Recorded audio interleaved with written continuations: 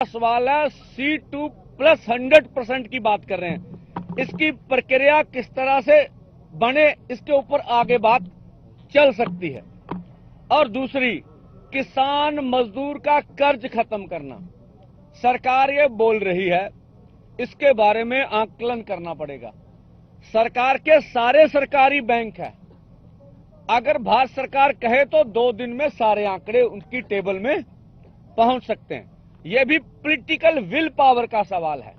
वो बोलते राज्यों से मशवरा करना पड़ेगा, राज्यों को छोड़ दो आप केंद्रीय बैंक और केंद्र की बात करो, उसमें से फिर फाइनल करो कि कर्ज किसान मजदूर का खत्म करना कैसे करना, बात आगे बढ़ जाएगी।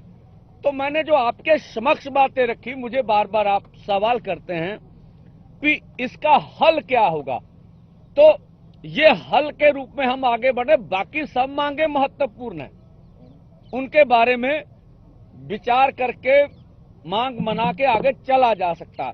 जो खेती संकट को हल करने की बात है, अब खेती किस तरह से प्रफुल्लित हो भारतवर्ष में, असल किसानों का किस तरह से भला हो, ये बात इस तरह से हो सकती है। जहां तक ये कहा जा रहा है कि इससे महंगाई बढ़ जाएगी, अब पहले एमएसपी हमें मिल रही है, बहुत सी फसलों पे सरकार खरीद कर रही है, तो वो बोले धान और गेहूं पे एमएसपी हमें मिल रही है, तो इसका संबंध महंगाई से कहां है, बोल दे। मैं उचित जवाब दे रहा हूं उनको कि कहां से महंगाई। जिन फसलों पे सरकार खरीदी करती है उनका रेट बाजार में कम है, जिन फसलों पे सरकार खरीदी नहीं करती है उनके दाम मार्केट में बहुत ज्यादा हैं। ये उल्ट प्रभाव है। दूसरा, जो ये कहा जा रहा है कि जो किसान मांग रहे हैं, ये देश की बड़ी पूंजी इन मांगों पे लग जाएगी, तो ये भ्रमित करने वाली बात है।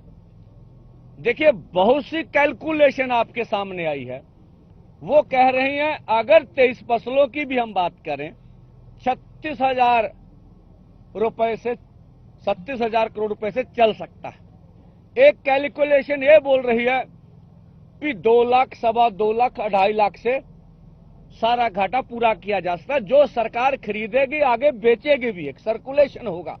फर्स्ट ईयर में हो सकता है 2 पैसे अधिक लग जाएं, नेक्स्ट ईयर में ऐसा नहीं होगा। तो ये भी देश को गुमराह करने वाली बात है कि देश की पूंजी का अधिकतर हिस्सा किसानों की मांगों के ऊपर चला जाएगा। और दूसरी बात, और जो मैंने अभी आपके सामने बोला 2.25 लाख, 2.5 लाख करोड़ रुपया, तो अभी देखें हमारी आबादी कितनी है, 60% देश का किसान है।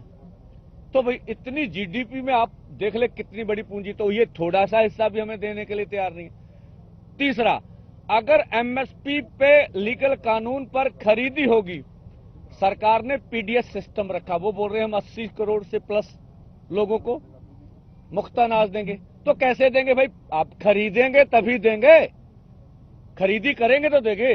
तो जो पहले आप हमसे खरीदे, किसान को उचित मूल्य मिले, पीडीएस से आप जो गरीब हैं उनको दें, तो दोनों बातें आपस में बिल्कुल आगे बढ़ सकती हैं।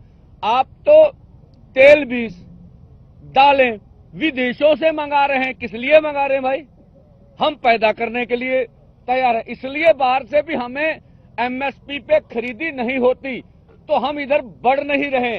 अगर हमें बोल दें अब एमएसपी लीगल गारंटी कानून बनाएं, हम आपको पैदा करके देंगे, इसी देश में किसान का भला भी होगा और जो गरीब है पीडीएस में उसे भी दिया जाएगा। तो जो अभी पूरे दुनिया भर में सवाल निकल के आए केंद्र की ओर से, हमने आज की पीसी में उनका जवाब देने की बात कर रहे हैं। आगे बात डलीवाल साहब बोलेंगे। देखिए, पंधेर साहब ने मोटी मोटी बात आप सबके सामने रख दी है, लेकिन इसमें थोड़ी थोड़ी बात मैं ऐड ऑन करना चाह रहा हूं। एक तो ये जो बात कह रहे हैं कि बहुत सारा पैसा चाहिए एमएसपी का पूरे देश के सभी किसानों को सभी फसलों के ऊपर देने के लिए बहुत पैसा चाहिए। अगर इसमें थोड़ा ध्यान करें दें हम, जैसे हमारे भाई साहब ने